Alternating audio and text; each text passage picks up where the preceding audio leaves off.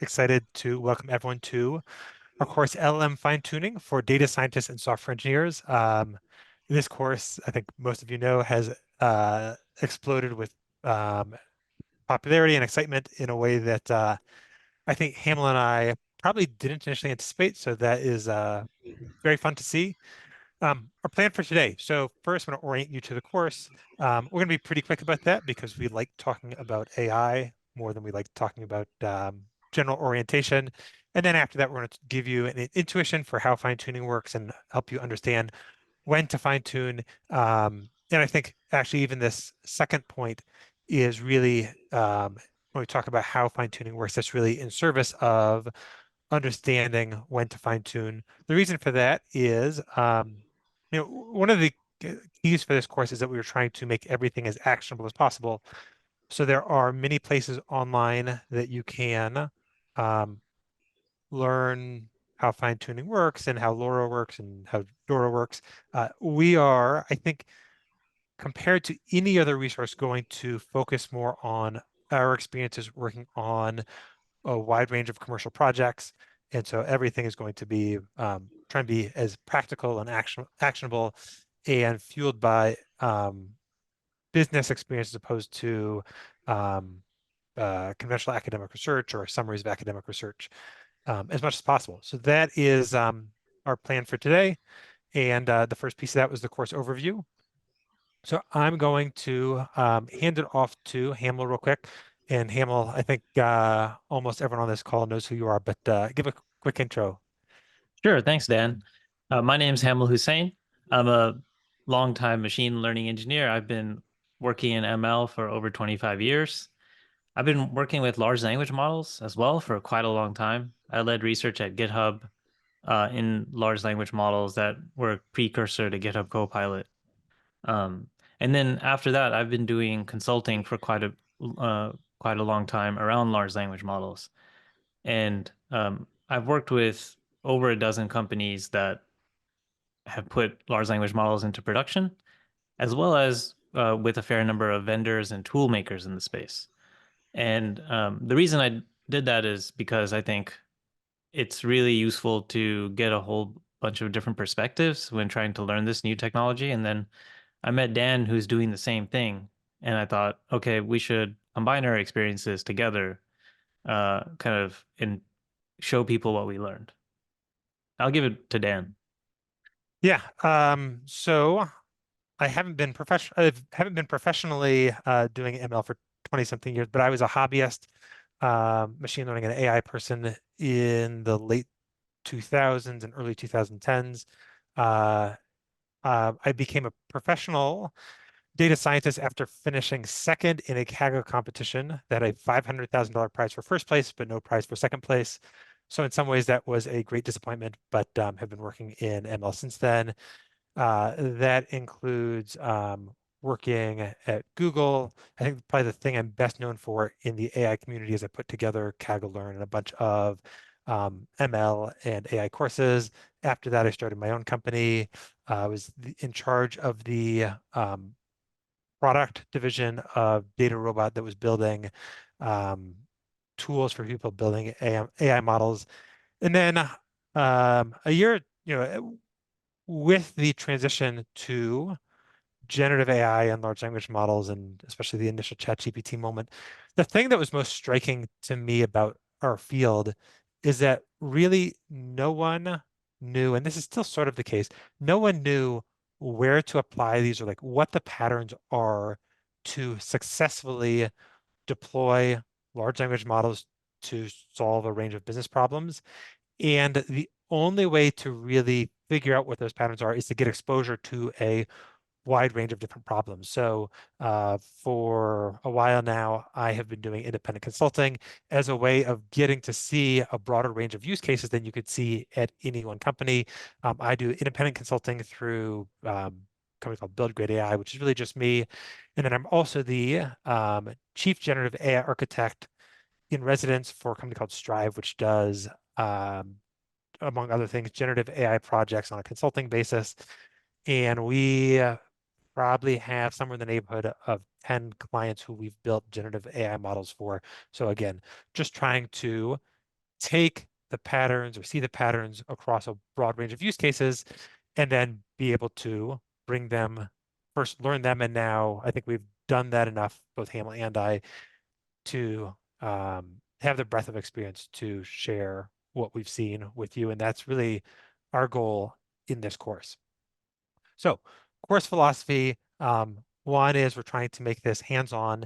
We're going to, we aren't going to give you grades. We can't fail you or take away credits, but we are going to have course projects. And I really suggest for people who have not fine-tuned a model, we're going to show you everything that you need to know in order to do it. We're going to show you in a very practical way, but there's something very different about having seen how to do it and having done it.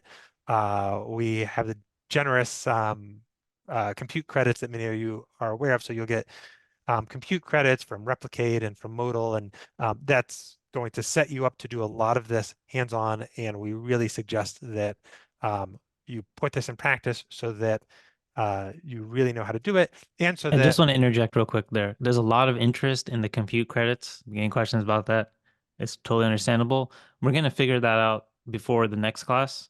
Um, that's closer to when you actually be using the tools. But in the meantime, Charles and Charlie, who work at Modal and Replicate respectively, are in the chat who've offered in case anyone wants to get started early on those.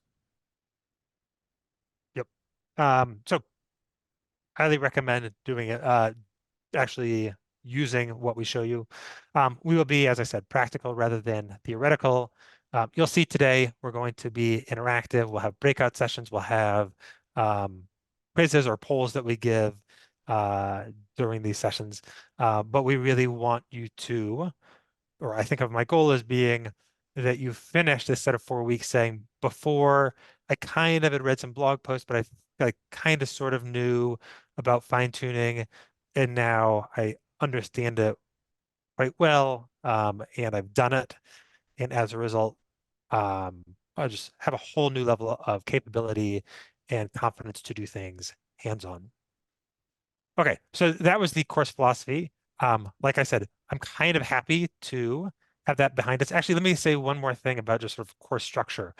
So one or a couple of more things. One, we've got a Discord. Highly recommend people join it. If there's something that you didn't catch, that's a good place to ask. The Zoom chat will at some point be lost, but Discord is forever, I suppose. And secondly, many of you will have questions. We will have dedicated time for questions. So if you have a question, you can drop it in the chat for this session. And then we actually have a literal Discord. So I think there's some discussion about that. Someone will drop a link in the Zoom chat. If you have questions, drop those in the Zoom chat. And then for us to prioritize what we answer if there's just too many questions. If you see a question you like, give it the thumbs up.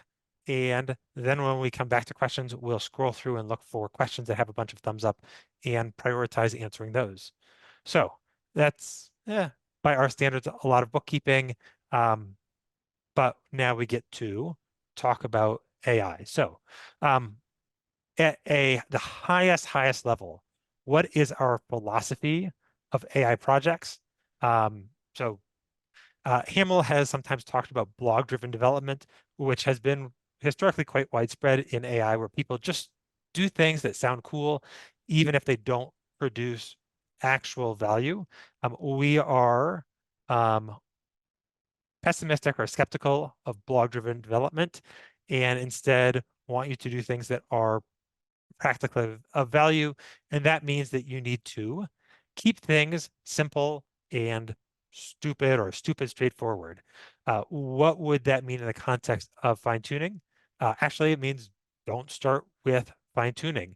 You can do a lot with prompt engineering that is much quicker to iterate with. You try something and it doesn't work, or you see the way that you get a response that isn't what you wanted. You change the prompt, you send it again, and you can iterate that on that several times in a couple minutes. Whereas if you're going to fine tune a model that takes time. And so that's iteration speed is slower with fine tuning. Operationally, to deploy a fine tuning model, we'll show you how to do it, but it is more complex than um, making API calls. And then especially, there are most powerful models out there in the world. Depending on the exact moment, maybe open source has arguably caught up. And then OpenAI releases something new yesterday. And so really, there are lots of reasons to use open weights models, but for initial experimentation, I think calling an OpenAI or a Anthropic API is typically the best way to get started. And then after you've worked on that for a while and done some iteration and learned about your use case and you're ready to switch over, there will be many, many cases where it just makes more sense to fine tune, not in every case. And we'll talk about today, especially talk about what the cases are that fall into each of those two buckets of worth fine tuning and not worth fine tuning. And just Um, to insert something here, we're not here to sell you fine tuning. Like what we want to do is to like give you an intuition and when fine tuning may help you and when it may not help you. And the overall idea is, do the most simple thing that works for you. yep. Yeah, and early on, what does it mean for something to work? That early on means vibe checks, where you will look at the output and does it look good? What do you like about it? What do you not like? And that will be your initial steps. Um, and then over time, you will start using more and more programmatic, simple tests and assertions. And over a long enough period of time, you'll probably always do vibe checks, but you will accumulate an increasing and eventually quite large set of tests and assertions that you run. And all of that we will come back to. But the key in my experience is to ship something simple by some definition of ship very quickly to get a project started. And has become, I think that's always been, that's been clear to me for a while. I recently had a project that made that especially clear. So we were working with a company that takes academic journal articles, extracts information from them, and then structured information, and then sells the results to a bunch of physical manufacturers. We spent, I would say, a month going through this process, which is sort of the top row here of you have a meeting, they say, oh, we've got these other stakeholders and we'll bring them in. And then someone else will say like, we got to figure out chain of custody for what the data will be. And then that brings in more stakeholders. And I think at the end of that month, we felt further from being ready to deliver something than we were at the beginning of that month. And then we spent 2 or 3 days. We didn't even tell them we were going to do this. We didn't tell the client we were going to do this, but we spent 2 or 3 days just building out the most minimal thing, calling, in this case, OpenAI APIs. And we built a trivial React app on top of that. We said, hey, here's roughly what we're thinking of building. And they said, oh, we love it. They had some concrete things to respond to, but at the end of 1 month of meetings, it felt like we were probably, I don't know, 2 months from like actually being able to get something to work on. And then after 3 days of building and then showing them something very minimal, we were off to the races and made very quick progress on everything after that and started this sort of like iterative feedback cycle. So build things and show people concrete things. Um, and to do that, you need to start with things that are quite simple. And we are in the fortunate situation that these simple things frequently work at least tolerably well for almost all use cases.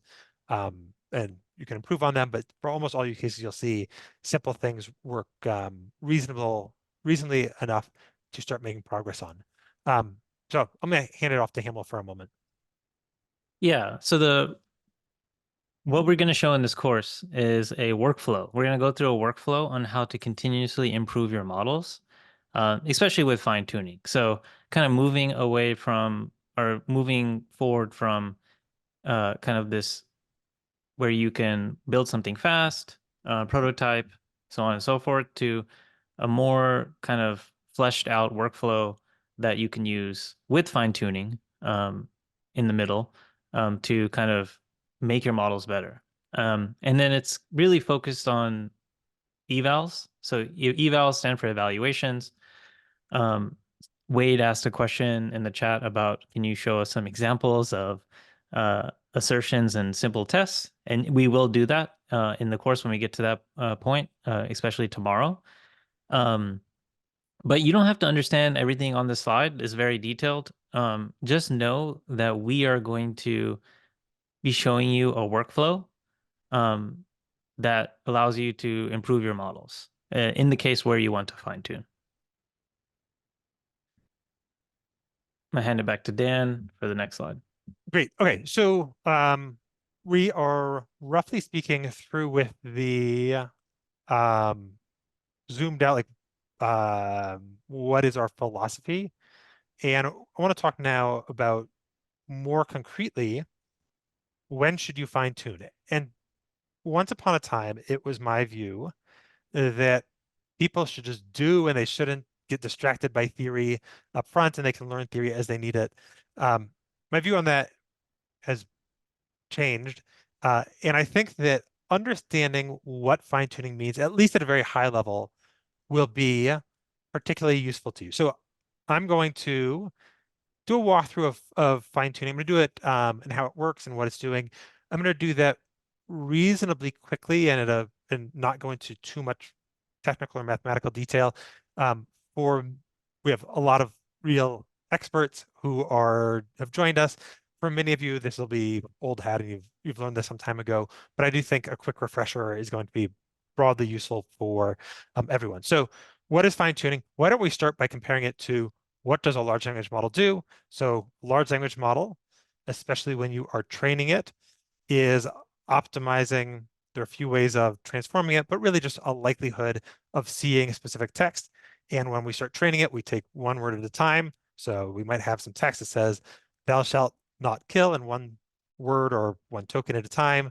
It says, what's the likelihood of this particular next word given the words that I've seen so far? And we can update the weights. I have a picture on the right, which is to remind you that this is just a neural network with weights. The actual architectures that we use look nothing like this particular architecture, but we've got a neural network.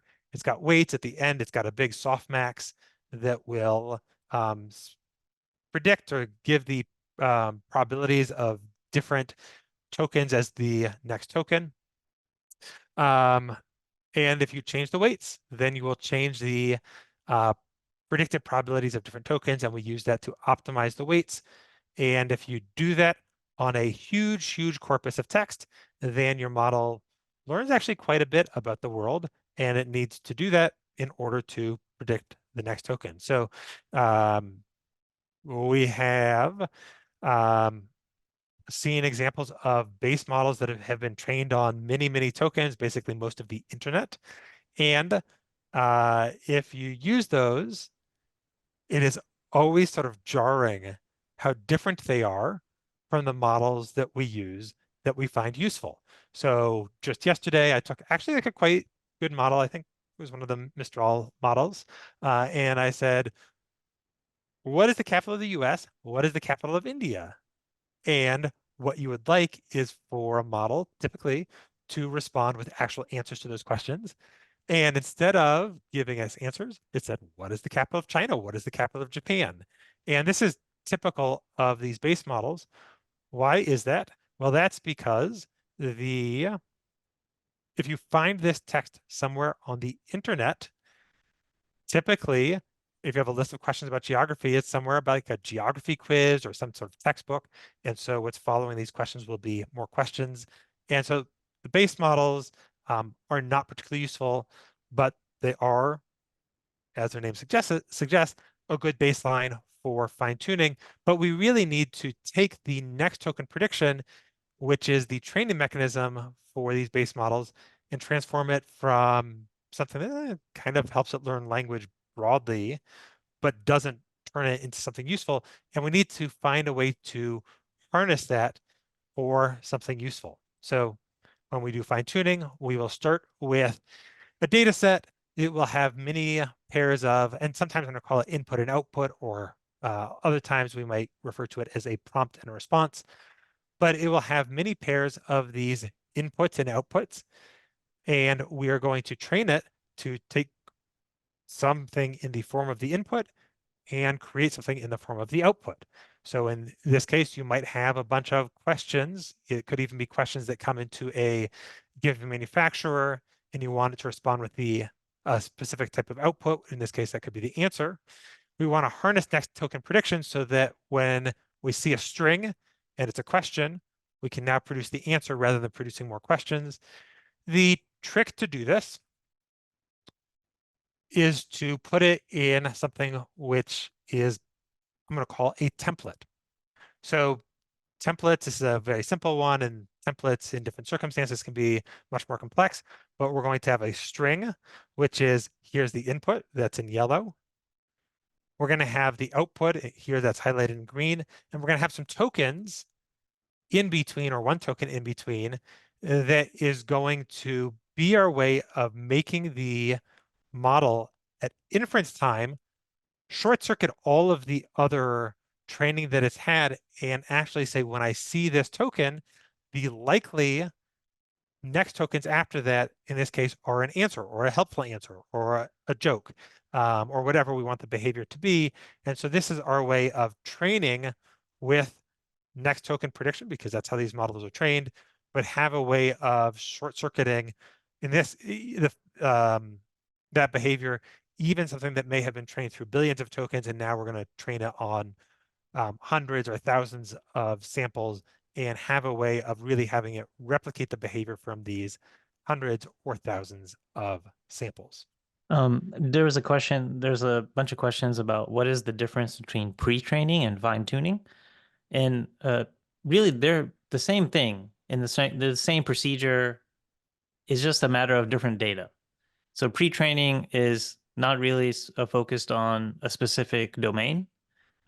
You're trying to feed a wide, diverse set of data to teach a model general skills, whereas fine-tuning is generally like you're trying to train a model on a very specific, to do really well on a specific domain.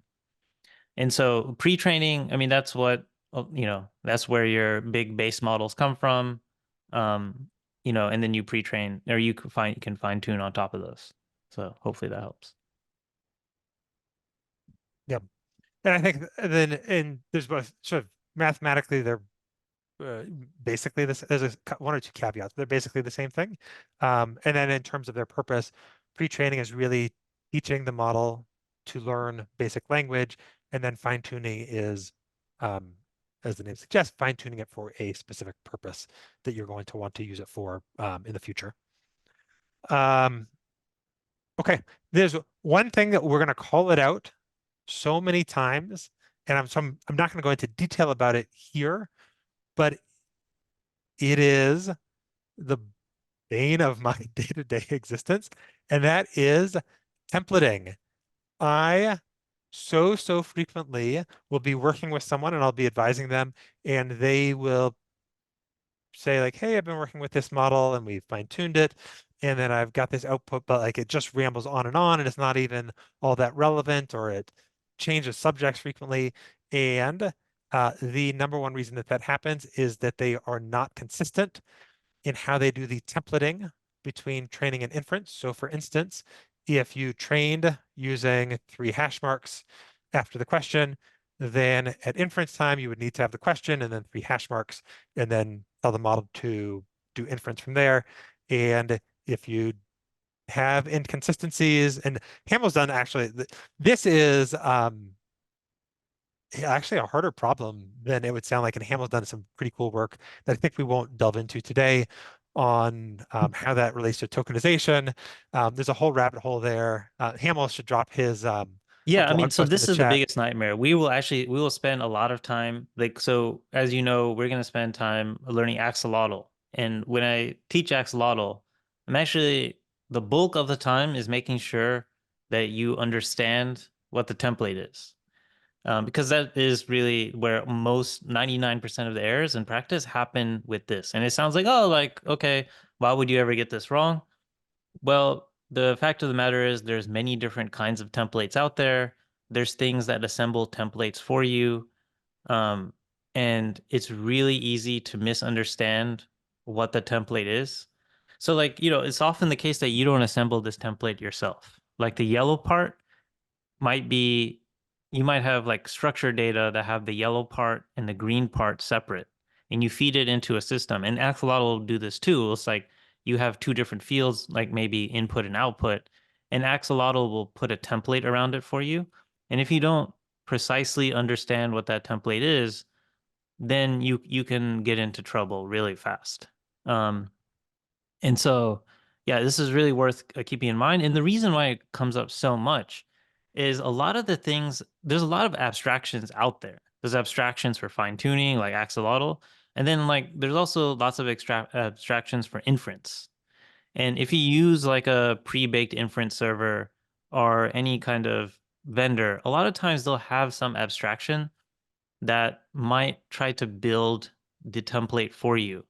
And I've seen roughly half of the time something go wrong between, what you expect to happen and what is actually being assembled. So, I mean, this is actually like this is like my nightmare. I get really paranoid about this, and I spend a lot of time making sure it's right. Yeah, I mean the other I don't have too much more to add. The other since someone asked like what are the tools, so there's axolotl and that's super important.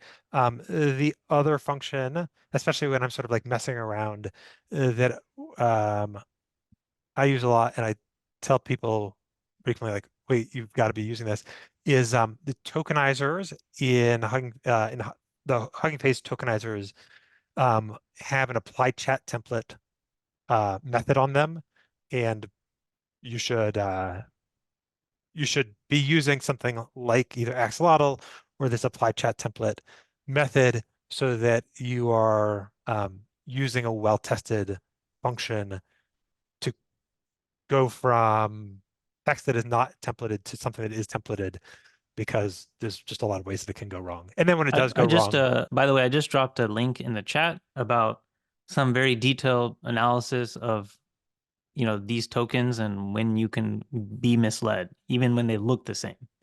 And so you can read about that if you're interested. and I see so many good questions coming in. We will have dedicated time to catch up on questions. Some I'm gonna keep pushing through so we don't take some tangents now. But we'll come back, and I think the Q&A time would be good for questions that are bigger diversions. Okay, so let me oh, this one, we could talk about for um anywhere in the range of 30 seconds to 30 hours. Um, I'm a Hamlet brought this up as we were sort of putting this together, doing last touches on the workshop yesterday. Um, I think Hamlet and I, each of us should sort of just have a drop a quick thought on this comment. So you will see some reasonably, or not reasonably, some very big name and well-respected people say that they are no longer doing fine tuning, or fine tuning might be dead or dying. Um, my observation is that the fraction of work that uses fine tuning and the excitement about fine tuning waxes and wanes or goes in cycles over time. About a year and a half ago, I went to, or maybe it was a year ago, I went to an event at OpenAI, and they said, we think there's going to be one model to rule them all, which, by the way, they expect it to be their model. And we don't think there's going to be like lots of small models that are useful for specific purposes. And then since then, there have been other times when the community was favoring or has switched to being more excited about fine tuning, and we started doing more fine tuning. And these things just go in waves. I think that there's no question, and you'll see, like even in some of the examples we talked about today, and there's no question that sometimes fine tuning is the right approach. You're going to have bespoke data. You're going to have data that you um, need the model to understand, and it probably is easier for it to understand that by example than by dropping something immense into the prompt. And you may want to have too many examples for few shot learning. At the same time, there's been a important trend towards longer context windows, which means you can give more examples in your prompt. And I think that probably weakly weighs in favor of less fine tuning and more of just dropping a lot into the prompts. But I don't think either extreme view is right, and I'm sure that the community will sort of move back and forth between those over time. What's your take on this, Hamel? Yeah, my sentiment is like, so you should definitely try not to fine tune first. Like you need to prove to yourself that you should fine tune. And the way you prove to yourself that you should fine tune is, you should have some minimal evaluation system. Um, and sort of like you hit a wall on that. You're not able to make progress. And like it is important, like what the sentiment is being expressed here is like, okay, a lot of times like you might not need fine tuning and you might, need use it less and less. And it is important to use to learn how to do prompting. I mean, uh, it's kind of funny to think that prompting is a skill, but actually I think it is. I've like, practiced it quite a bit and it is definitely a skill. That being said, like there are some reasons that I keep encountering that where fine tuning is absolutely necessary, and I'll give you some concrete examples. I don't want to talk in too much like in a theoretical sense. I'll walk through a case study in this particular course in this session. Um, and like a lot of reasons have to do with owning your own model and also like things like data privacy. Um, but also there are also some other reasons, like when you come to very domain specific things that the model, like these uh, general models have not been trained on, then fine tuning can also uh, is also necessary. So it is important to keep this in mind and just like keep in mind that the models are getting better, and you do need to do that validation yourself to like really prove to yourself that fine tuning is necessary. Great. I saw a comment just a moment ago in the chat. It is hard to keep up with the chat. Um, I saw a comment a moment ago about uh, fine tuning using structured data. So I've done a bunch of that historically. Not a bunch, but I've done some of that historically. This is an example I worked on recently, and this is not exactly structured data as the input, but it is really just a regression problem. So um, a logistics company, so that would be you could for what a logistics company means, that'd be like UPS or DHL or USPS. So logistics company wanted to predict the value of a shipped item based on an 80 character description by the shipper. So quite importantly, 80 characters is not that long. Um, so they came to us, they wanted help with this. Um, because it's just regression, you could use classical uh, NLP, ML techniques for this. Um, there's an important reason that we did not want to do that, which is if you do that, if you're when you encode the words, you're basically starting from scratch, and you might do like a bag of words representation, but that means every word that it hasn't seen before, your model knows nothing about. And for words that it's seen very few times, what's the meaning of that word or how does that influence the price? It needs to learn that from the finite amount of data that we had access to.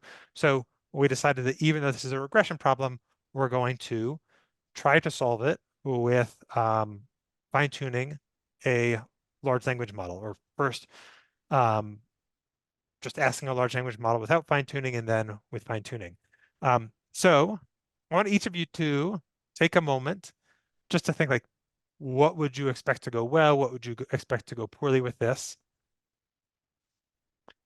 And then I'll tell you that our experience on this particular case is I really didn't like what the model learned is, and so, sorry, the question is the example of representation of the descriptions.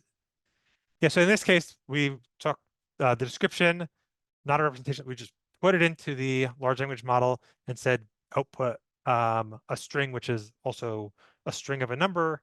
And okay, so what did the model learn? So first, when people, the training data was in the past, people have chosen the amount when they wanted to insure the package. They wrote a number. And so one of the things that the model learned, and it makes sense when you think about how does fine tuning work, is that the strings, which are that people put in, they tend to be correspond to round numbers. So people put in 10, 50, 100, 1000. They tend not to put in 97. And so if you said, well, what is the frequency that we get an exact match to the value that someone put in? It's actually like not terrible because we learned in some ways the writing style of what numbers people put in. But if you were to compare that to conventional machine learning, where something is in the ballpark of $100, conventional machine learning model might say $97. And if that's close, that's actually good for most purposes. If there's a 50% chance that they put in $10 and a 50% chance they put in $100, then just guessing one of those is actually not a good answer. And so all of that is really driven by the fact that conventional fine tuning, the loss function isn't that great for a regression problem. And then the other piece of this is, which is going to be a theme for those of you who've done data science for a long time, it's always been a theme, but was certainly will be a theme here, is that you need to be very careful that the data that you feed in as training data represents the behavior that you want to see in the future. So for instance, many people in the past did not want to insure their package. And so even if they were shipping something with a value of $500, they might write $10, and that way they didn't have to buy insurance. And as a result, our training data had many descriptions of things that were actually quite valuable, but they were associated with small values. The model learned from that. Because the descriptions were short, many people, especially companies, had a bunch of acronyms or ways of shortening a long description so that it would fit in that space. When I looked at the descriptions, for most things shipped by on a corporate basis, I, as a person, couldn't understand them. And as a result, the benefit of sitting on top of a base model that's read roughly the same things I've read, if you're using abbreviations that I don't know and the model doesn't know, it doesn't it really can't reuse the knowledge that it learned in pre-training. So this was, for the most part, unsuccessful, and in ways that in retrospect would be predictable if you looked at the data, looking at the data obviously being the thing that we always advise people to do in data science, and they still don't do enough. Just look at the raw data. In this case, conventional NLP and ML didn't work that well either. And we ended up just saying we're going to keep our old workflow of people. There's no ML in this process today. People can still just put down whatever number they want for shipping. But this was a case that, yeah, had all of the standard problems of incorrect data and data that was incomprehensible and was probably, if you looked at the data, predictably not going to work that well. But we have many, many cases that did work well. And so I'm going to hand it off to Hamel. He's going to talk about something he's worked on at length and that we're going to talk a case study that we'll talk about a lot in this course. And that hopefully many of you will actually run fine tuning jobs for this case study.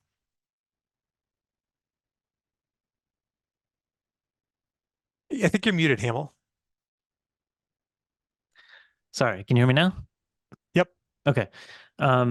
So we're going to be walking through a case study in this course, and we call it the through example because we will be using this example throughout the course. And this is from a client that I've helped, and they've graciously allowed us to use that example in a synthetic version of their data. And I think it's a really great use case in which to learn some of the nuances, some of the more important nuances about fine tuning. So this case study is about Honeycomb.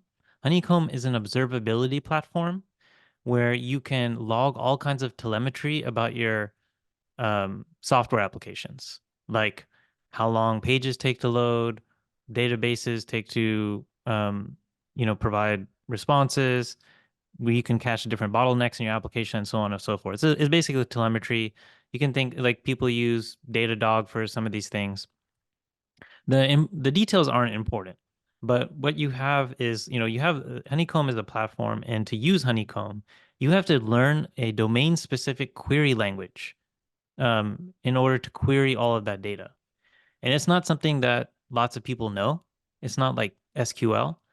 It's you have to learn that, and that's a big problem when people onboard to their application. And so, as you might guess, they created a natural language query assistant where you can just type in natural language what you want to see. And then the idea is uh, Honeycomb will build the query for you using large language models. So let me kind of tell you a little bit more about the problem. So the next slide, I'm going to like kind of walk you through how they approach this problem in the beginning, not using fine tuning. This is like the initial sort of alpha product that they released. So how it works is the user says has a query of some kind, such as, um, okay, show me latency distribution by status code. So there's two inputs. So that's the first input. The second input is kind of a RAG. So that's the schema. So the second input is the schema. And in this case, it's a list of column names from that user's available data.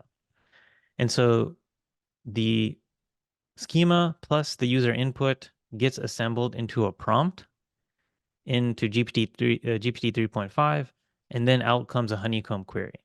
And so a lot of work is done by this prompt. And I know this this font is a little bit small, but you don't have to really read all of it in detail. I just want to give you an idea more concretely of how this works. And this is a little bit simplified because I can't really fit it on one screen or even two screens. So you have so this is what the prompt looks like. So you have the system message, which it just says Honeycomb AI suggests queries based on user input. You have columns, and that's where we insert the schema from the RAG. And it's a select list of columns based on both heuristics and then also what the user is asking. We don't have to go into the details of that RAG. Just know that that gets injected into the prompt. And then this next section is called a query spec.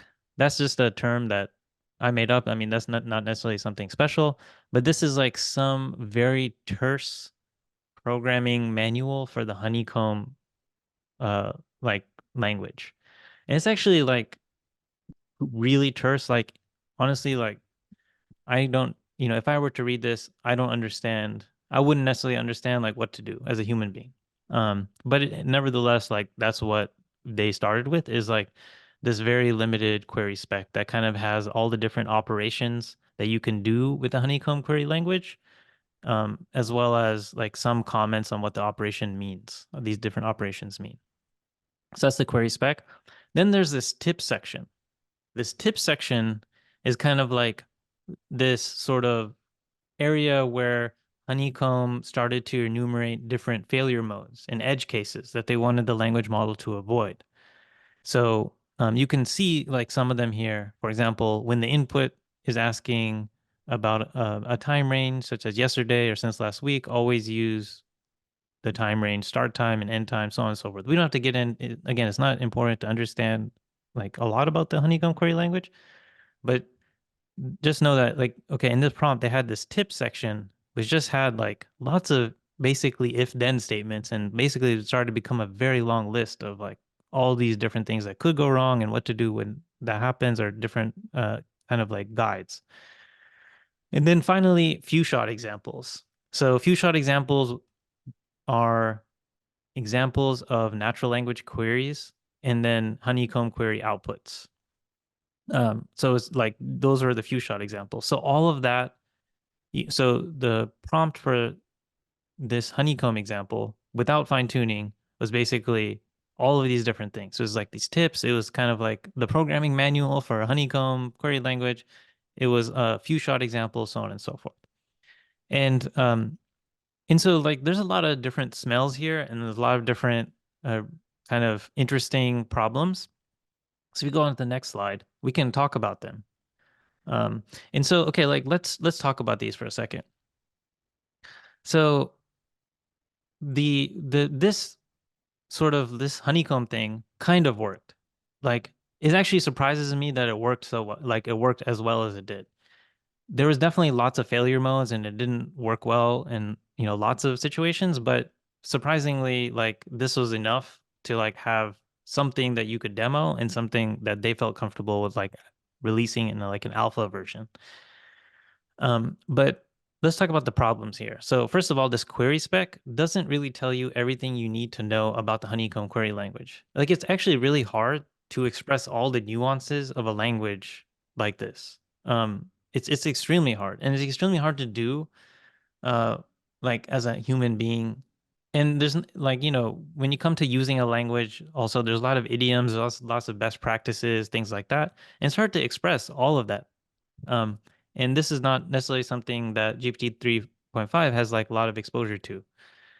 This specific like honeycomb query language, um, you know, compared to Python or something like that. And then these tips devolve into a list of like if then statements. And then like if you have a bunch of different rules and tips and they go on, it actually becomes really hard for a language model to follow this. Like if you have a prompt where that is looking like a programming language where you have like lots of conditionals, lots of if then statements, that's a smell that maybe um, fine tuning might be useful. Um, and then also like in the few shot examples, because of the breadth of the different like the honeycomb query language, um, and all the different edge cases, it's hard to encapsulate all the edge cases in the few shot examples. Now, there's certain things that you could do to try to make the few shot examples better. You could use RAG. You could have like kind of a database of different examples, and you could make the few shot examples dynamic. And that's a strategy that sometimes does work. Um, and we didn't get to try that here, but even then, you know, we found that it was actually really hard to express all of these things. So those are like some smells just by looking at the problem itself. Now, like in the next slide, um, okay, like let's step back also into other like business kind of related problems. So, uh, the next kind of problem with Honeycomb was, okay, they're using GPT 3.5. They're able to roll it out to a select number of customers, but they have to get permission from their customers to ship their data to OpenAI. And not everybody, they don't, not everybody wants to opt into that. And, they also don't want to ask everybody for that. It's kind of disruptive. And so they wanted to see if there's a way that they can own the model so they could, run these workloads inside like a trusted boundary to where, data doesn't leave their purview. There's also a quality versus latency trade-off. So, um, they experimented with GPT-4, but it was a bit too expensive and also a bit slower that than they wanted. And so there's this quality versus latency trade-off. And this is like when you have this quality versus latency trade-off, um, this is also like a reason why you may think about fine-tuning. And the reason you may want to think about fine-tuning is maybe it's possible to train a smaller model. Maybe it's possible to sort of take your data and sort of train a smaller model to do better, to try to approach the quality of like the bigger model with the lower latency. Um, and then also like another thing that is kind of sticks out here, this is a very narrow problem. Like we're talking about natural language to query. We're not talking about, hey, let's train a chatbot that can answer any question over the sun, or like an AI girlfriend or boyfriend or whatever that, you don't know what's going to be thrown at it. But, we're talking about you're going to be asked a question about a query and you should be getting a response. The domain is very narrow. Um, And so that's like another reason where fine tuning shines when you have narrow domains, like very focused narrow domains. Um, and then also like prompt engineering in this case is impractical. So, to express all the nuances of the Honeycomb query language, um, just even expressing that as a human being is like very difficult. And so it's actually a lot easier to show lots and lots of examples of that, if you have access to that. So like what we were able to do in this specific use case was fine tune a model that was faster, more compliant from a data privacy perspective, and was higher quality versus GPT 3.5. And what we'll do is we'll simulate that in this course. Like we'll give you access to synthetic data, and I'll walk you through how we did it. And we'll actually simulate problems that we encounter along the way as well and show you how we overcame those.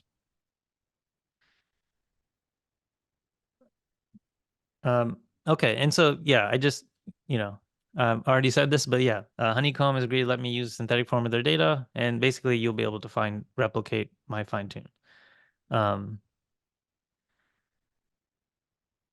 so yeah, let's kind of uh, Dan, you want to say something about how we want to gather questions? Yeah, I think we've got a bunch of questions we should try and catch up on in the Zoom chat. And then some people may not have asked questions. Let's spend just probably 10 or so minutes dedicated to answering questions. And actually, before I do that, so just as a waypoint for where we are, most of what we've done so far has been Hamel and I talking. Uh, the second half of this will be more interactive. So we'll have some breakout rooms. We will have some like quizzes, and then we'll talk about the results. Um, but why don't we dedicate 10 minutes or so, and we'll just go through the chat. If you have a question you want answered, then drop it in the chat. There's a lot here. We'll do our best to get through it. If you see a question that you want us to answer, give it a thumbs up. And as we scroll through, I'll look for questions with a lot of thumbs up. Um, I have some questions I can address right now that I wrote yeah, down in go the for it. meantime. So a question came up. This is like my favorite question. How do you know it's a fine tuning versus RAG question? Mm. And it always comes up like, hey, should we do fine tuning or should we use RAG? And I love this question because it's a common confusion actually. Like, so these two techniques, RAG and fine tuning, are not competing with each other per se. They're two different things. So RAG is um so like a very simple form of RAG, like if you remember the honeycomb example where we brought in the schema, um, that is a very basic example of RAG. And so what you want to do is if you fine tune a model, the data that you show to the fine tune model to do the fine tuning will have examples of RAG in it. So you want to fine tune your model such that it does better with RAG. Um, So it's not that it's like a fine tuning versus RAG thing. Now, where you might think about fine tuning versus RAG or is like before you do the fine tuning, you have to validate to yourself, do you need fine tuning? And that includes making sure that you have good prompts and also making sure that your RAG is good enough. Um, and so, but those are not interchangeable techniques.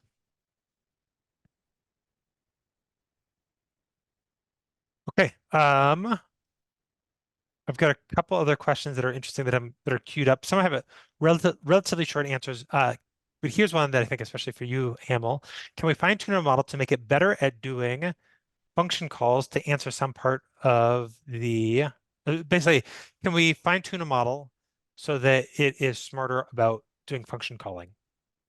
Yeah, absolutely. There's some open models that have been fine-tuned already on, I think, Llama 3 and certainly Llama 2, uh, with the specific purpose of function calling. I don't know the names offhand. Maybe somebody else in the audience does. But they're definitely out there. I can look it up and share with you.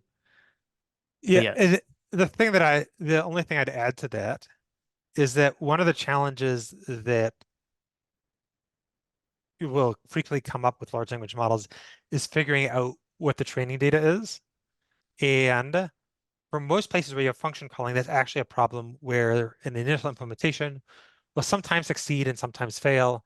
And you'll need to figure out what is the training data where we have enough examples of using function calling and then using function calling and having success. And then we also would want to filter out any of the examples where we did function calling and didn't get a good result. Because if you were to fine tune on all of the available data, some of which are good and some of which are bad, then you're not going to learn how to consistently make good answers.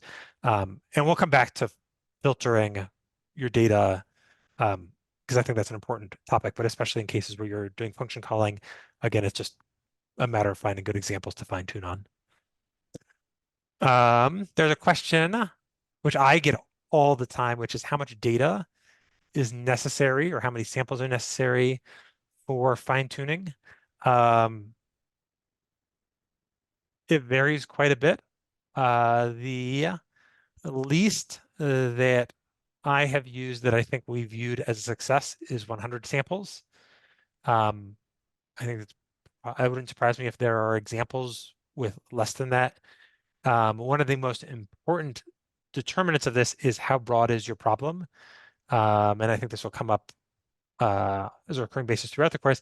If you have a problem with a very wide scope, then you need to have lots of examples so that you have almost like a density in each place, in each part of your um, problem space. And then if you have a very narrow scope, then you can fine tune on relatively little. Can you have too much data? I'm not, I can't think of, I can't think of an example where that's been the problem. And if you did, I would imagine that you would just sample it. Um, I would think that I can't, I'm hesitant to say never, but I can't imagine a situation where you had where all the samples are high quality and you're like, oh, I failed because I had too much of it. Someone's going to come up with a crazy, crazy counterexample. I look forward to seeing it. There's a question, is there value in fine-tuning a model on both what a correct and incorrect response is? So pretty soon we're going to talk about preference optimization, which isn't exactly this, but which is pretty close to that, where you've got instead of right and wrong, you have better and worse. This has been a hot topic, and just about a month ago, I wrapped up a project for a publisher where we built a tool to automate responding to emails, and we had better and worse samples, and we used this preference optimization that we'll cover in this course, and came up with something that was better than if you did conventional supervised fine tuning.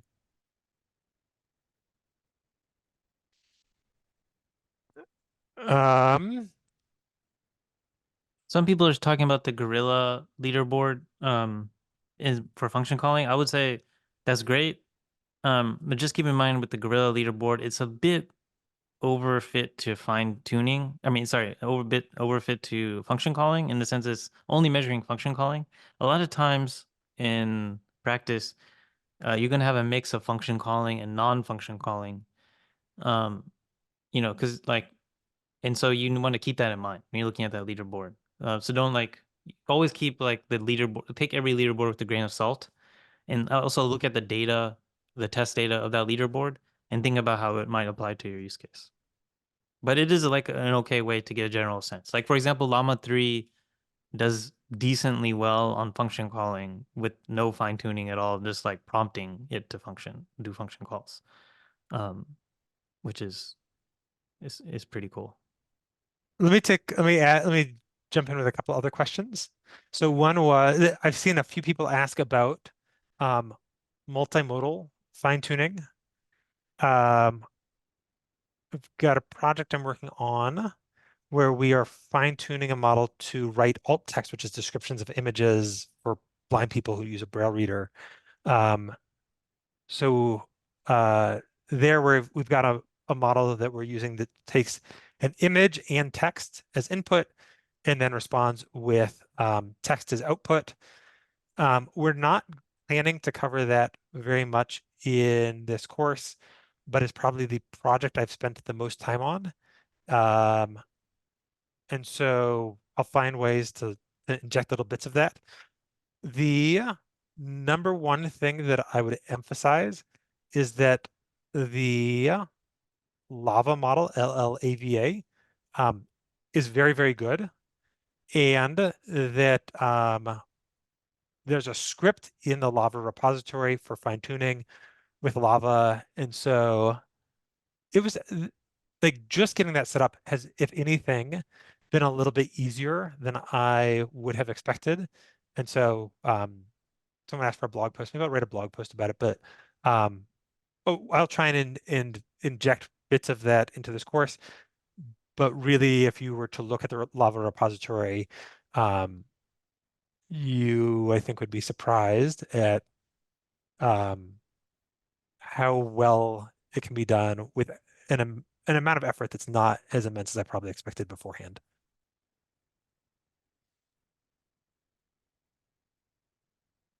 You want to pick one out of here, Hamel? Oh, I've been trying to answer things in the chat itself.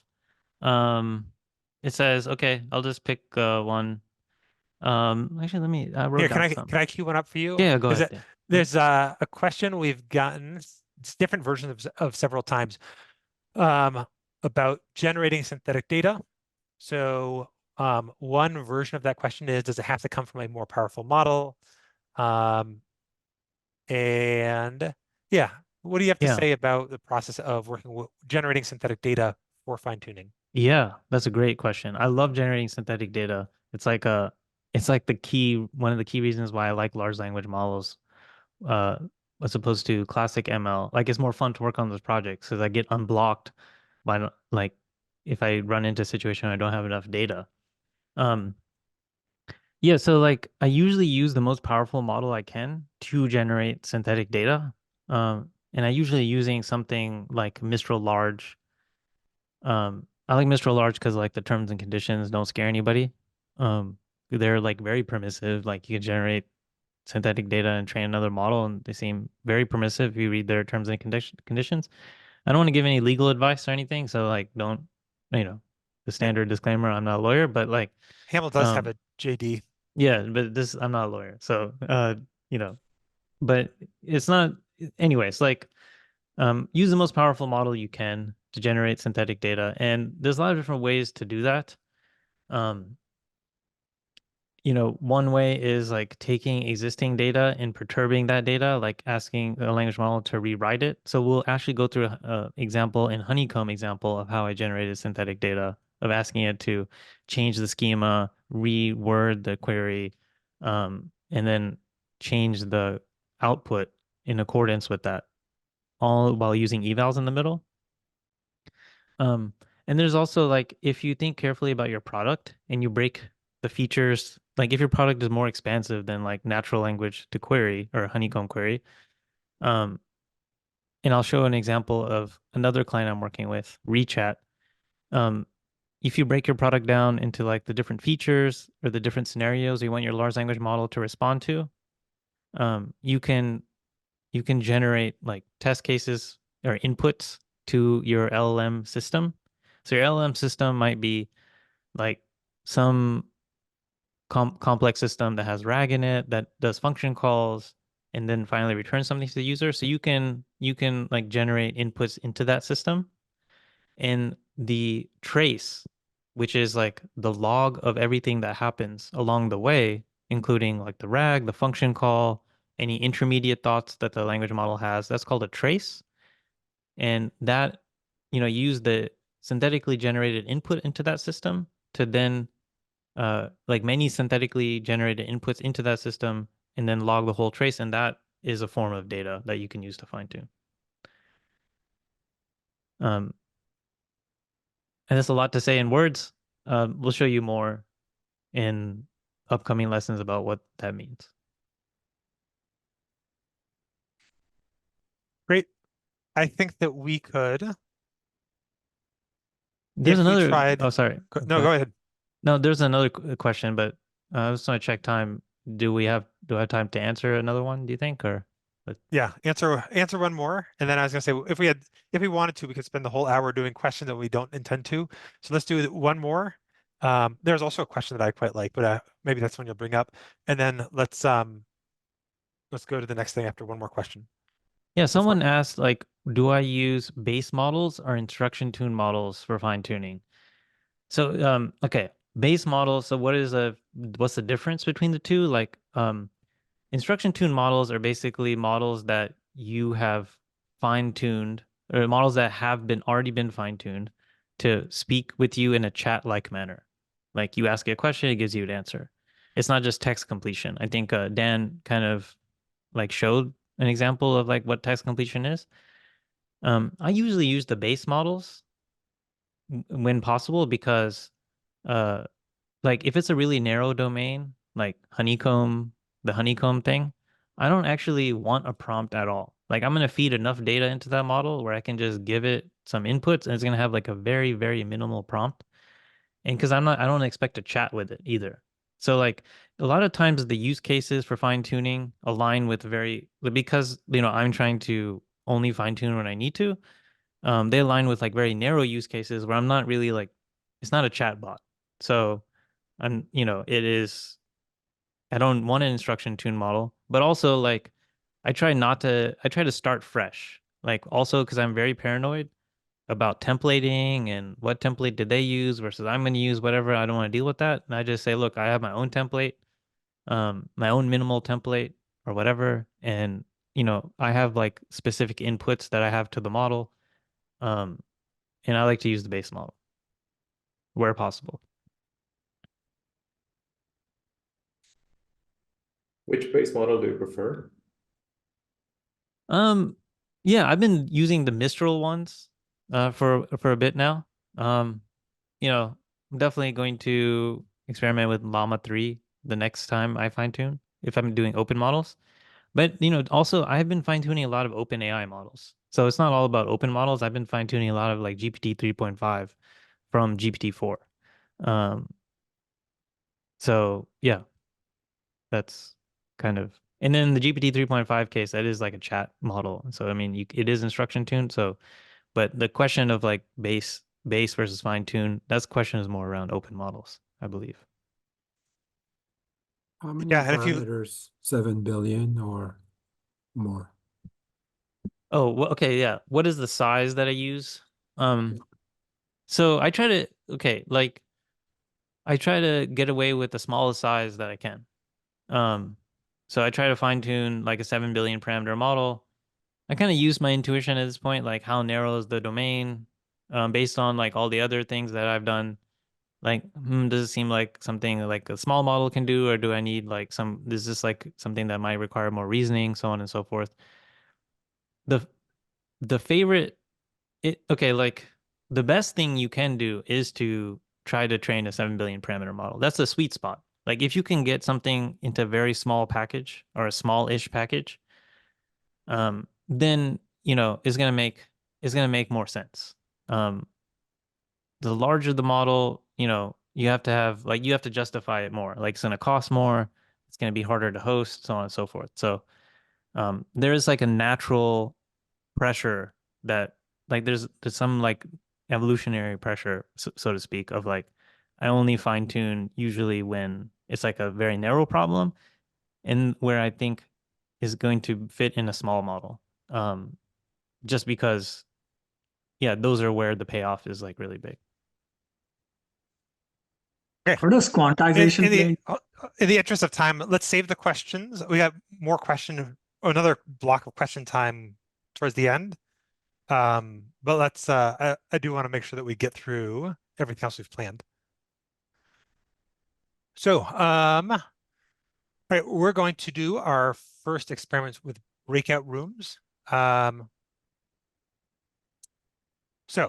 the question I want you to, we'll have rooms. I think groups will typically be 3 or 4.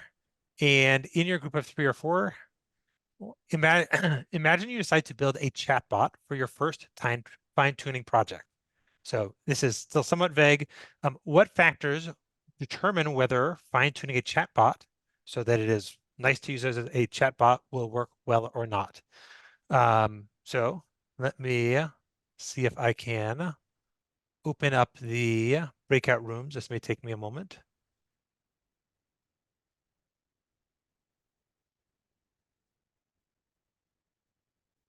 Okay, I think everyone is back. Let me not we don't need to talk about it as a group. I want to sort of keep moving through our just the material for today, but either in the Discord or in the chat, let me know in general whether you like having breakout rooms. We can do more of them in the future, or we can not do them at all, or we can do them rarely in the future.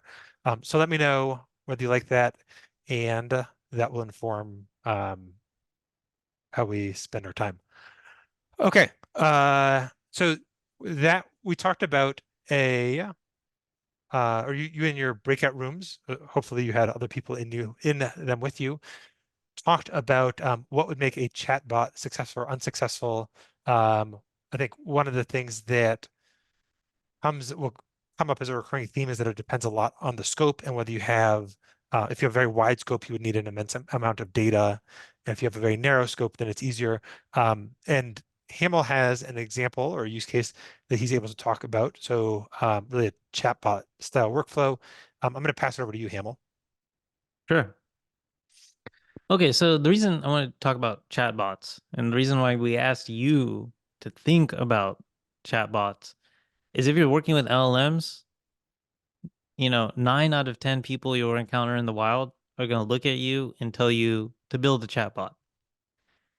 And one of your key roles is to say no in most cases. Now, that's pretty crazy. Like 9 out of 10 people are going to tell you to do something, you're going to say no. How is that a good idea? Let me just tell you why. So, okay, I'm going to give you an example of a client I'm working with. Now, I'm actually helping them through, but it's actually like I'm helping them through this problem. And I'm going to talk about the various, it's very nuanced. It's always a very nuanced. But okay, so this is an example of a real estate CRM tool. It's called Rechat. You can go to their website, rechat.com. It's actually a really cool, great team. And basically it's it's an everything app for real estate. And you can make appointments, you can search for listings, you can do all your social media marketing there. And it'll post to LinkedIn and Twitter and everything. You can make videos there. You can do all kinds of stuff. And okay, so basically what happened in the beginning is it's a CRM app. It's a SaaS product. And the idea was, okay, let's have a chat interface over this entire thing. So you don't have to click any menus or click anything. And in the beginning, it was an interface that looked like this without any of these boxes here. Okay. It was just like ask Lucy anything. So that's like the first smell. So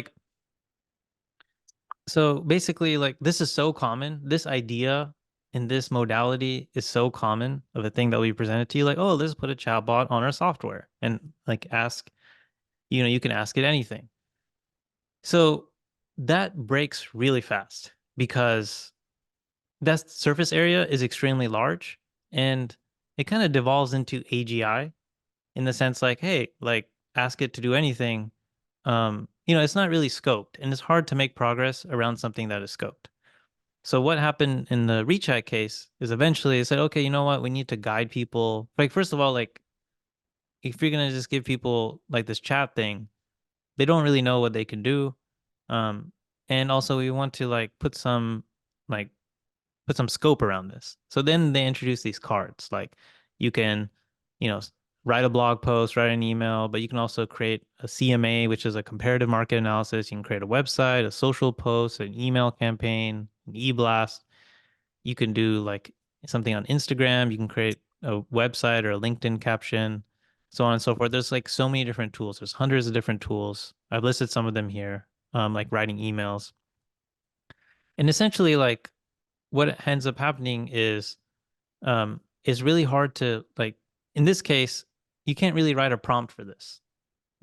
There's so many in any given piece of software, the service area can be fairly large and it's an evolving thing. And in this case, Rechat well, we broke down their application into all these different tools, like an email composer, listening finder, CMA. These are all like functions that can be called.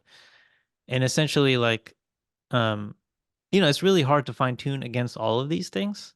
In this case, we did fine tune against all of these things, but for the most part, this is a really bad idea. And it's really a bad idea because, go to the next slide. Really like user expectations are always going to be mismatched with the chatbot. Like in this case, Lucy is explicitly setting user expectations incorrectly. It's like, ask me anything. That is a pretty high bar, and that's not what you want to do. And it's also like, even if you don't say this, that's what users think you can do. Ask it anything. And it's a really bad idea. And you really have to work really hard from a UX perspective to manage user expectations in this scenario. And then like, you have a combination of all these different tools and how, you have a multi-turn conversation where you're asking one question, using one tool, using another tool, and becomes like extremely difficult to really make progress. And so the compromise that you want to think about here is like more specificity. Like instead of a general purpose chat application that can do anything and everything within your application, you should really be thinking about, okay, like, can you move some of this stuff into a scoped interface? So for example, in the context finder, can you actually move that like into the search bar for your context screen instead of putting it in the chat app? Start there and then move parts of it to a general chat app. Don't try to just shove everything into a general like chat bot. It can be really bad. But and then also like, this is a very bad place to start fine tuning from. In the Rechat case, what we did is we had to break this problem down and tackle each one of these tools one by one, and fine tune them specifically, basically make modules out of all of this. But the point here is like, okay, you're gonna be asked, if you're working with large language models, to make a chatbot that does everything. And most of the time, you should have a knee-jerk reaction that just says no, and then try to figure out, okay, like maybe there's an exception to that. But really be skeptical of chatbots. Like general purpose chatbots is not really the best interface. Like if you contrast this to the Honeycomb use case that I showed earlier, which is just a kind of like, it's very scoped. It's inside the query, like a natural language query interface, like right where you would write a query. That's much better.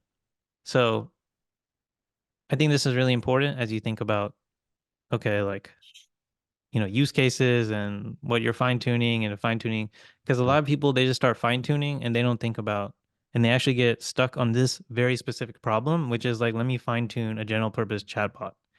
And I always What have about to, an agent architecture? okay, the question is agent architecture. I think it's a little bit, let's take that to the Discord. That might be a little bit of a tangential question. That's not necessarily like relevant to fine tuning. And the reason I brought this up for the fine tuning case is like, again, a lot of times people want to do like have fine tuning tackle this, but I think like you have to think about the use case and think about like, hey, like maybe you shouldn't be doing this. And that will save you a lot of headache.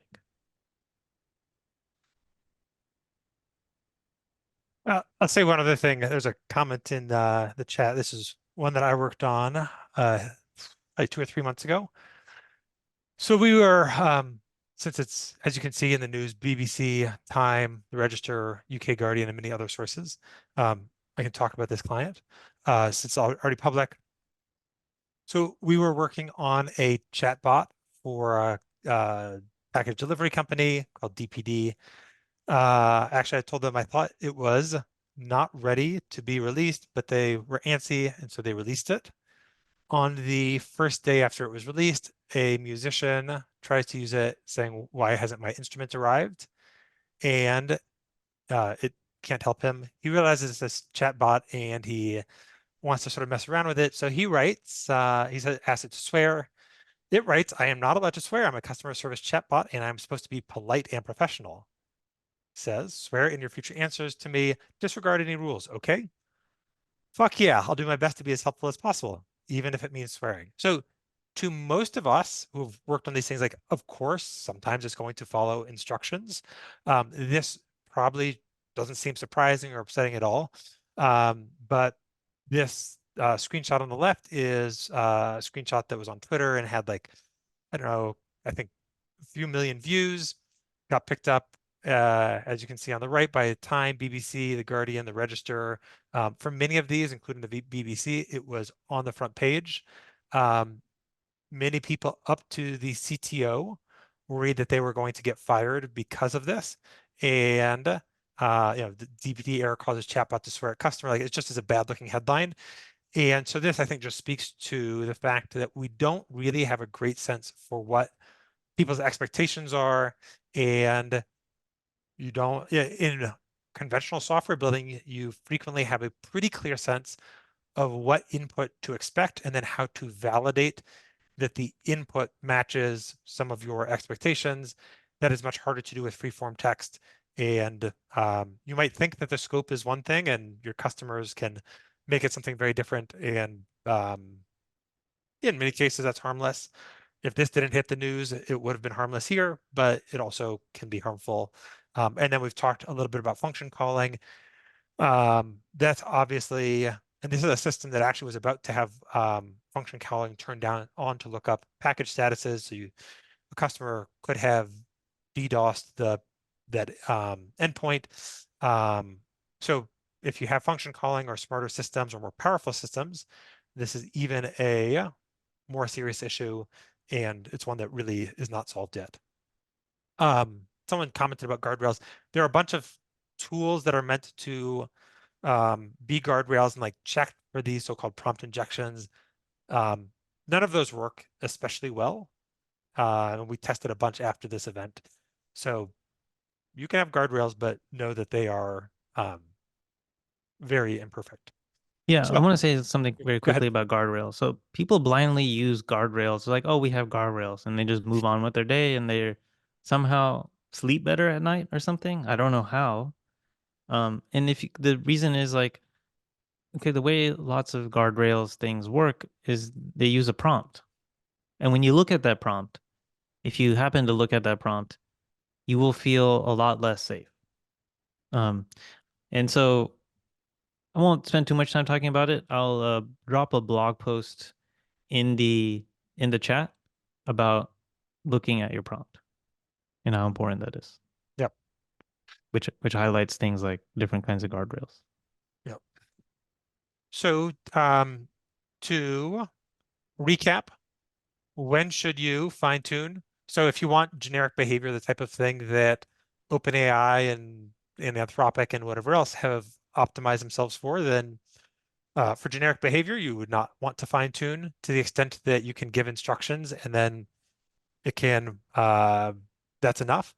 You would not want to fine tune, but when you want bespoke behavior, that would be the case when you need to fine tune.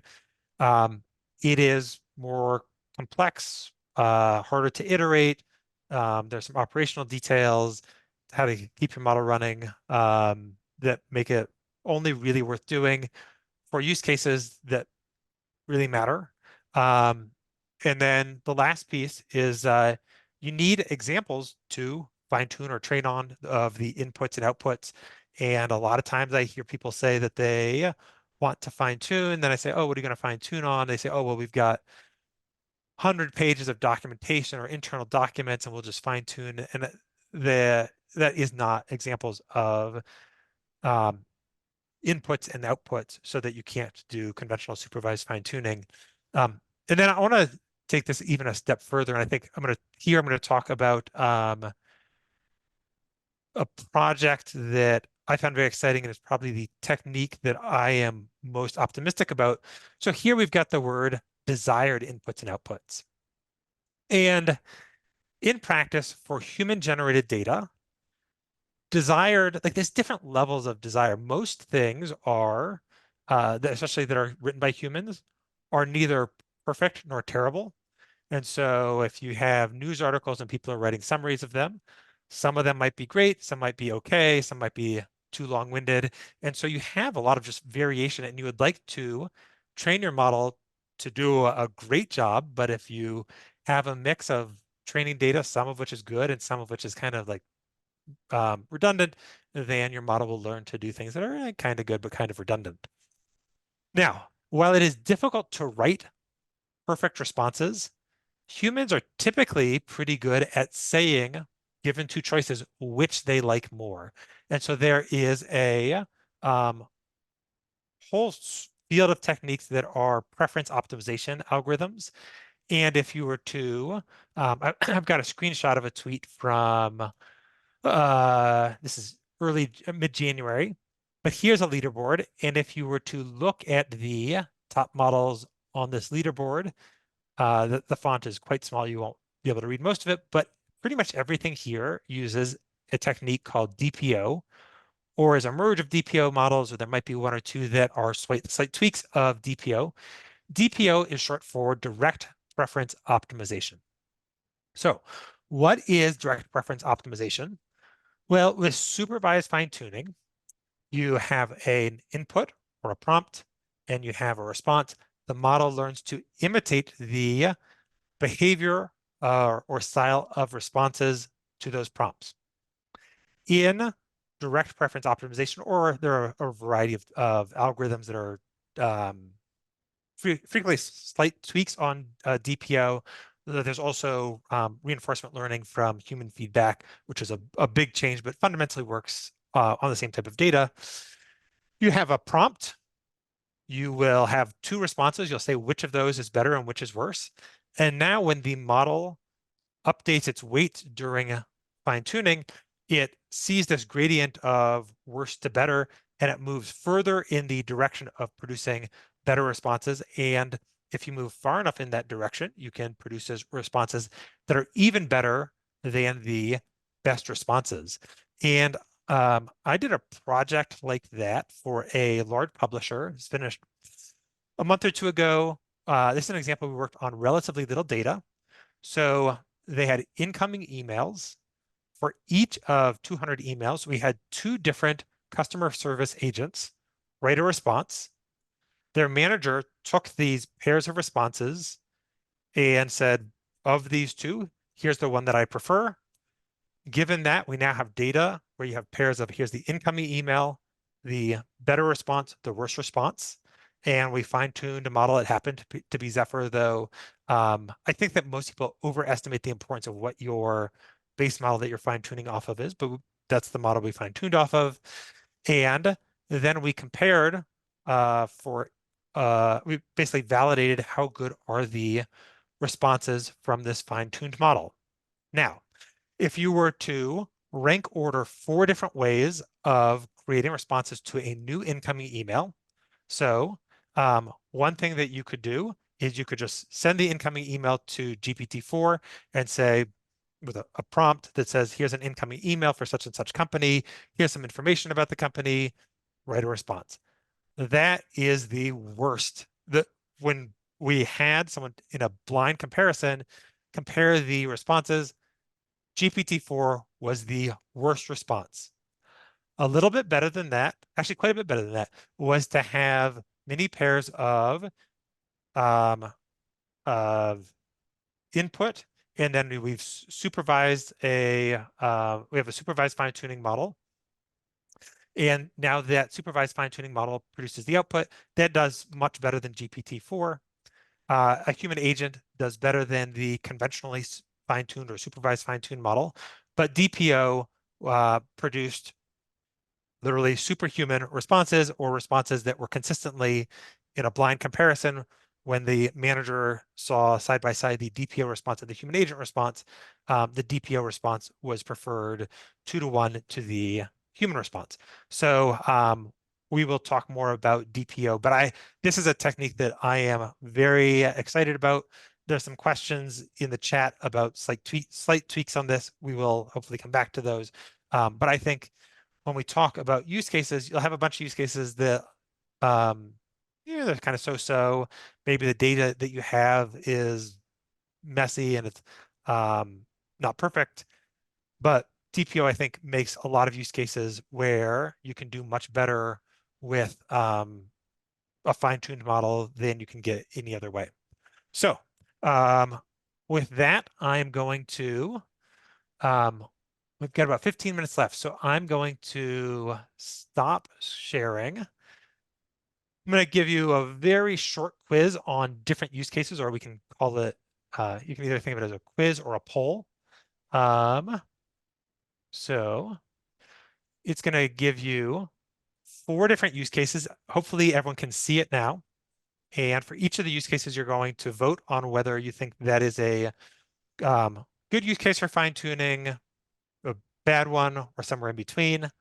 And then we'll talk about these briefly, and then we'll finish with some more Q&A.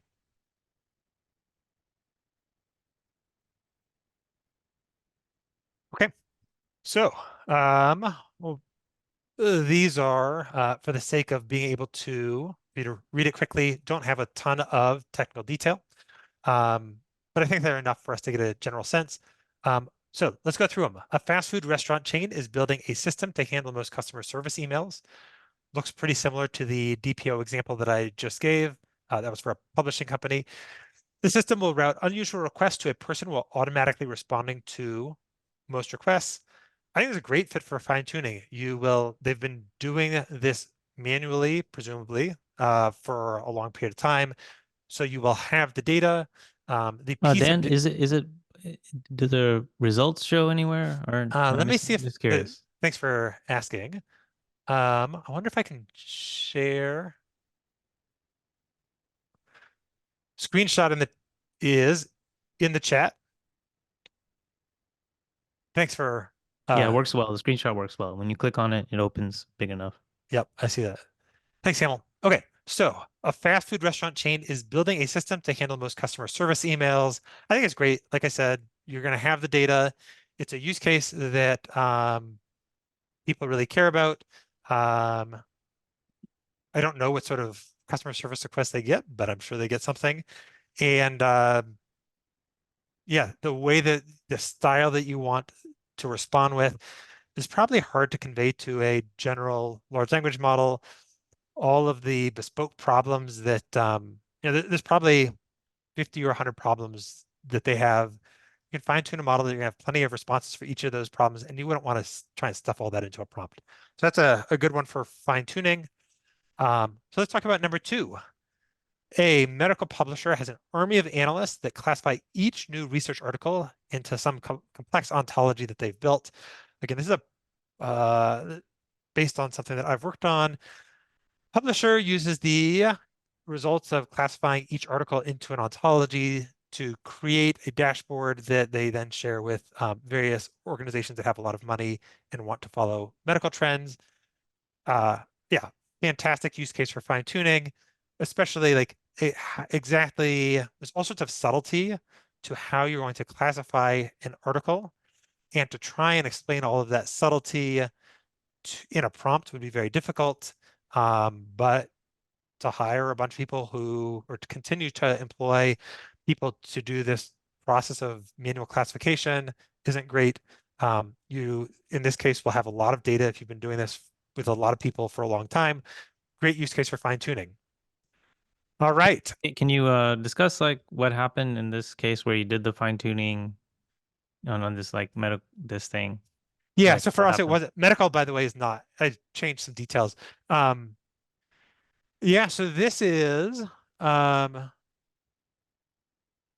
they're on the ontology for these guys actually is really complex. So they have 10,000 different categories that a given article can get classified into. That long tail, like once you get past about 500, those last ones like are very rarely used. I suspect most of the people who are classifying don't even remember most of those. And so we took the first 500 and I said, we're only going to classify into those 500. One of the nice things about this process is that because it's classification, it is very easy to measure, to basically like validate model accuracy. And they've got a large group of analysts. We are scaling gradually scaling down the number of analysts, but we for a while said 1% of articles will run through the system. And for those, for some fraction of those, we had the analysts also classify them, and then we looked at the overlap. We are repeatedly fine-tuning this as we collect more data, but we're gradually shifting over to more and more of these being programmatically classified, and it's working actually quite well. Great. And then I think I said that someone asked about a softmax. Actually, softmax wouldn't make sense here because this is multi-class, and a single article can get a bunch of different classifications. So we're spitting out a JSON array as the output. Okay. Let me do number 3. A startup wants to build the world's best short fiction writer. Here, most people said this is a poor fit for fine-tuning. I actually think that I might have the opposite view, which is if you're using an open weights model, like you're never going to have something that is, or you're using ChatGPT, you're never going to have something that is any better than ChatGPT. Like there's just a hard limit to how much the model can learn about what makes great short fiction. And so if I were a startup trying to build this, I would, for a period of time, have the model produce, or have 2 different models that produce different responses. And when someone says, show me a story, I would have them rank that story, or they might say, show me a story on a given topic. I would generate a story on that topic. And now I would have people rate them. And on a given topic, we have 2 stories. You could now rate them, figure out which has a higher rating. And now we would be able to do DPO and say this story A is better than story B, and story C is better than story D. And now we can do DPO. And the model can really, in a very granular way or very data-informed way, learn about people's preferences, like what do they like, in a way that I don't think is at all possible without some sort of preference optimization. So most people here, 2/3 think it's a poor fit. I think it's a great fit. I would have voted poor fit on this one. But the explanation is interesting. Yeah, that makes sense. I guess like because this is the kind of thing where I'm like, yeah, this is what use like ChatGPT like is great at writing short stories. Yeah, But it's the nuance that maybe if you want to get yeah. like really good for very specific type of audience or something. Yeah, if you want ChatGPT level, then that's ChatGPT is the way to do it. But if you want to collect feedback that ChatGPT doesn't have of like which of these stories did people like better, I think it is possible to do better than ChatGPT by having better data on what people like. It's interesting, right? Because like yeah, like the most powerful models like GPT-4 are not fine-tunable. And you have to fine tune something else or whatever and compare. But like the DPO, the process of doing DPO, you can like rigorously test that hypothesis and say like, let's show the person, the GPT-4 thing. Okay, let's like show them something else, and then you can do the fine tuning and then keep showing different examples and see. Yeah. Which I like. Yeah, most of these will end up some sort of like feedback loop, and you're constantly accumulating more data to do better. Let me go through the last one, and then we got a few minutes for questions, and I'm certainly happy to run a few minutes over. Yeah, this is actually one where, again, I might have a reverse view. A hedge fund wants to give each employee an automated summary of news articles on specific topics. At the beginning of the day, they need an LLM-based service that takes news articles as inputs and responds with summaries. I personally think that ChatGPT can do a great job of this. I don't really understand what data that you would have internally that would let you learn how to do better summaries. So my inclination would be to have ChatGPT do it. Well, you can make the same argument, like you said in the DPO, like, yeah, you could get like better ones maybe. Yeah, I mean, the thing you would need to do to justify that is to say we're going to get, for some period of time, we're going to create alternate versions. And then we're going to have people, all of our analysts say which did they like better or worse. And if you are committed enough to your new summarizer that you're going to start collecting preference data, then that's right. If your startup is, we've got a company that's dedicated to nothing except building the world's best fiction writer, then collecting that data is probably worth your effort. And if you're like, oh, we run a business and 1% of it is summarizing news so that we're informed, then it might not be worth collecting that data. But yeah, depending on the scale, this could be a good use case for DPO if you're going to collect people's preferences over which is a better summary and which is a worse one. So in summary, it's like actually pretty hard.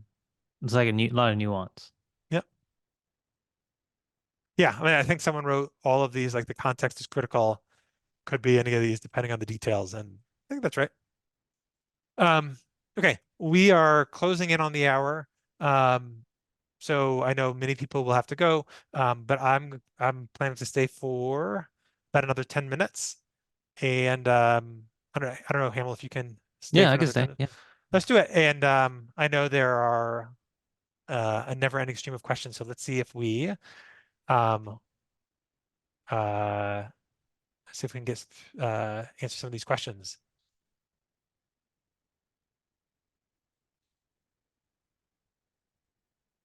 You want to pick one out, Hamel? I'm still scrolling.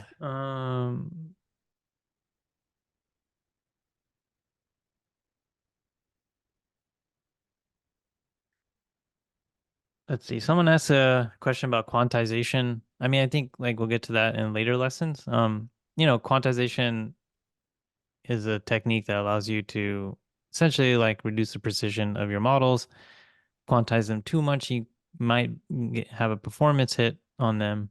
With open models, I usually do quantize them. It's important to test either way, but yeah, we will touch upon that.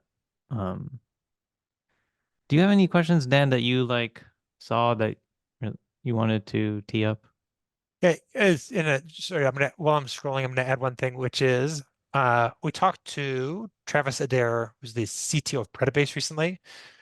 He told me things about quantization that I didn't know. So questions, especially about quantization, like yeah, if you want someone who's really a pretty deep expert on that, I think we probably have a few people as guest speakers who are good to talk to, but certainly he is one of them.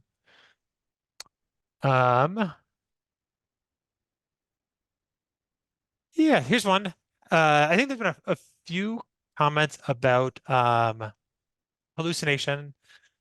When we were talking about the classifying academic or science articles onto a complex ontology, how do you make sure the LLM only outputs valid classes? There's two answers to this. So the less interesting one is we have enough examples that only use a specific set of classes that if you see enough examples where you see everything is composed of 500 tokens, for it to learn to only do those is not so hard. And so I don't think that we ever saw invalid classes used, but I'm not actually like the main individual contributor working on that, so I could be wrong about that. But I know that we view it as we have a set of metrics that we are checking all the time, and we would just treat that as like a misclassification. This and we expect it to happen, and we'll just we expect it to be able to happen, and we just sort of discard it. But I think it probably didn't happen, or certainly hasn't happened that I'm aware of. Someone asked like, is there any homework? Thank you. So we will have more concrete homeworks for each of the subsequent sessions where you're writing code. We have something that I recommend doing, and if you go into the Maven platform, it is listed there with the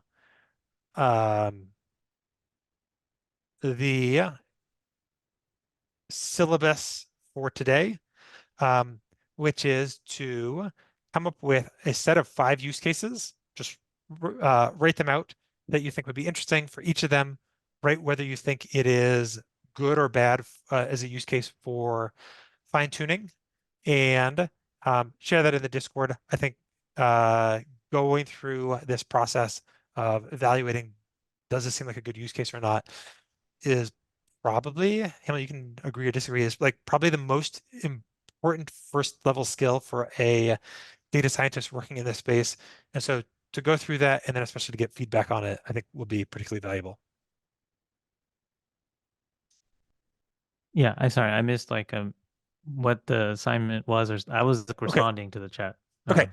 So I'm going to say two things. One is it is in the Maven platform. So if you go to workshop 1, you'll see it. But then my other comment was to actually describe the assignment, which is to write out 5 things that one might attempt to do with fine-tuning large language models. And then for each of them, say whether you think it is something that would benefit from fine-tuning or not. And then if you write that in a doc or write that as text, share it in the Discord so that others can also have some reaction and you might learn something from that discussion.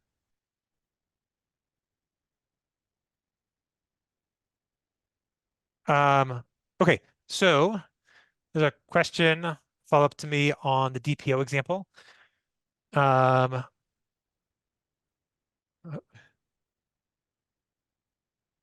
you elaborate more on the use case where you were able to beat GPT-4 and even human experts with DPO with so few examples? Was the problem or language so specific that GPT-4 wasn't doing too well to begin with? Okay, so GPT-4 was terrible. And I want to change the company name, but let me give you a different company. Actually, since it's in the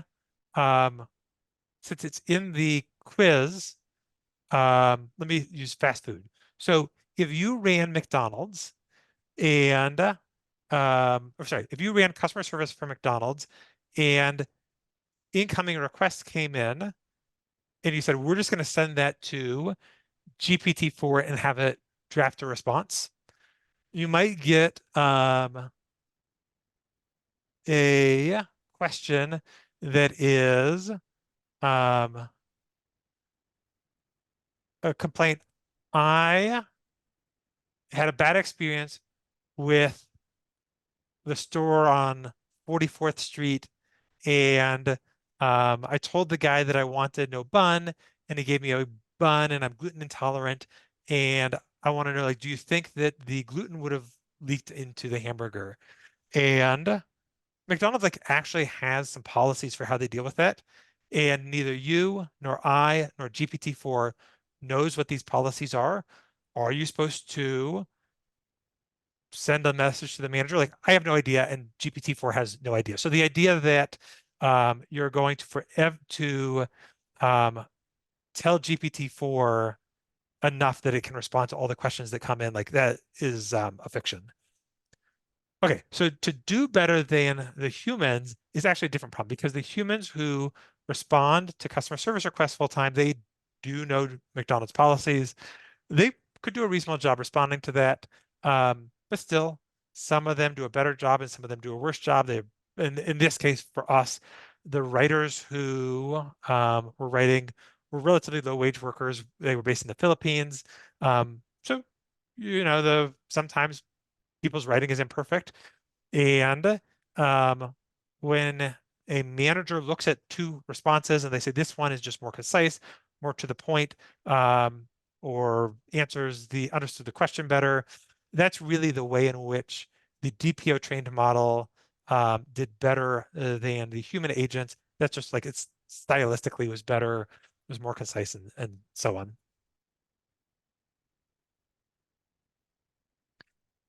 All right, I see we got a bunch more questions. Here's one. I like this one. Does prompt engineering or few shot examples complement fine tuning? It is not necessarily the case that you would need to use just one or the other, but for the most part, I think of those as alternatives. And yeah, you could use both, but in most cases, Okay, so one rule of thumb is like in your prompt, anything that stays exactly the same in your prompt and doesn't change from large language model invocation to invocation, fine tuning should be able to just completely remove that. Yep. Because it's kind of dead weight. And you can implicitly just teach your model whatever the hell it is that you're saying that you're repeating every single time. You don't need to say it anymore.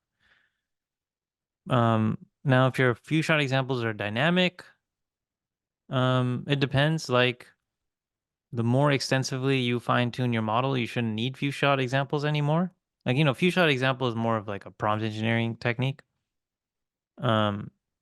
So it's kind of interesting. Like, I haven't actually tested that though, to be honest. Like, it always surprises me at what works. So that's, you could, yeah. But there's a spectrum. So like, if anything's staying the same in your prompt, like if you have few shot examples in your prompt and they're never changing, then those are always, like, you can definitely get rid of that.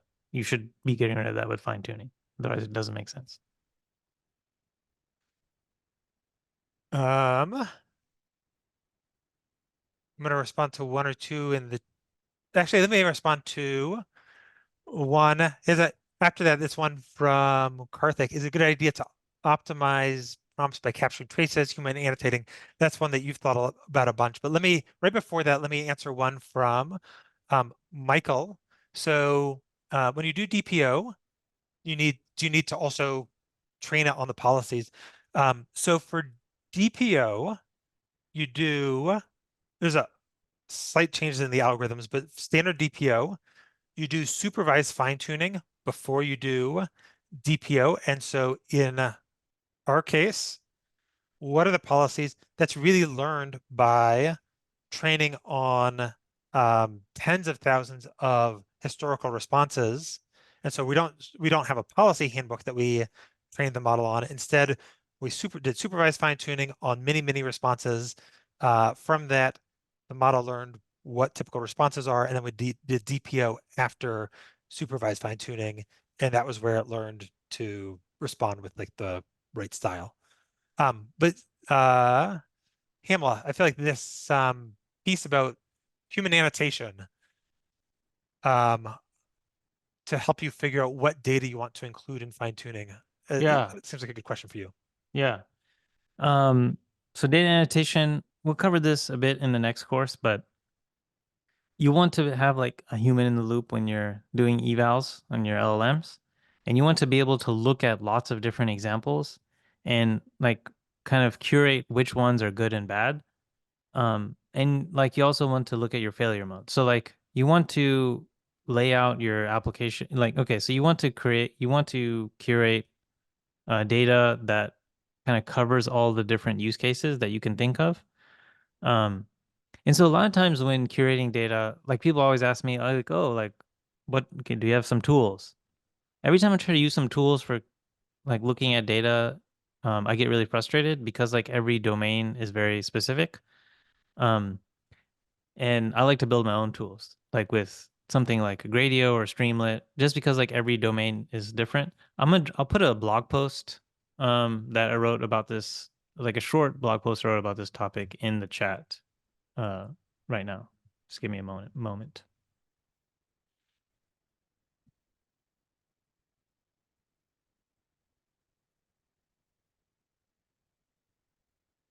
Okay, here we go. I'll put it in the chat here.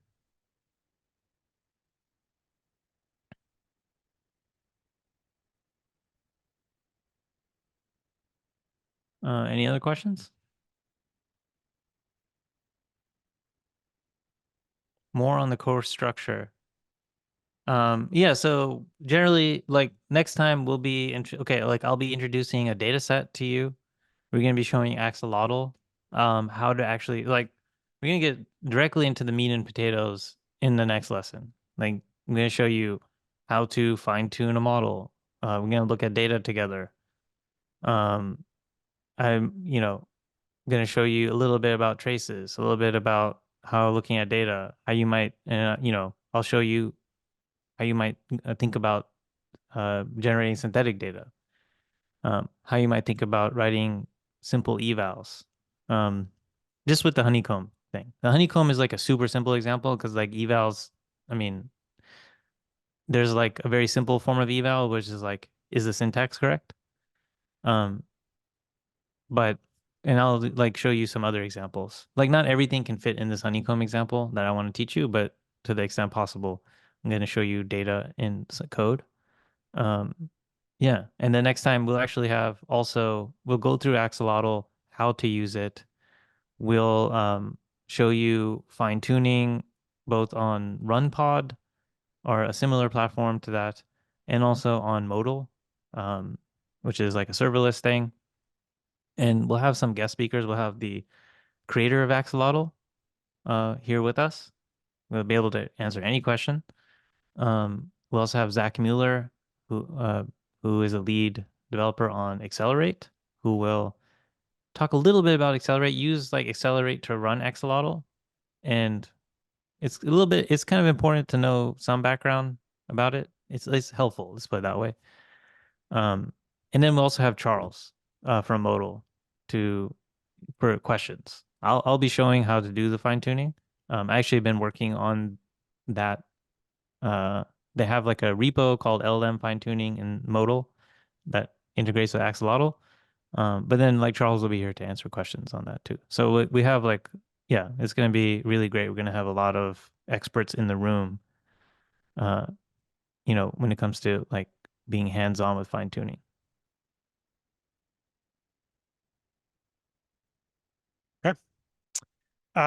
Thanks everyone. One last request. If there was something about today, whether it was you liked the quizzes, the poll, didn't like the poll, liked breakout rooms, we got some feedback on that, but anything about the structure of the day so that next time we can make it even more like you like than we did this time, ping me in Discord, or I think you guys have my email address. So share any feedback or requests, and we will take it into account. Thanks, everyone.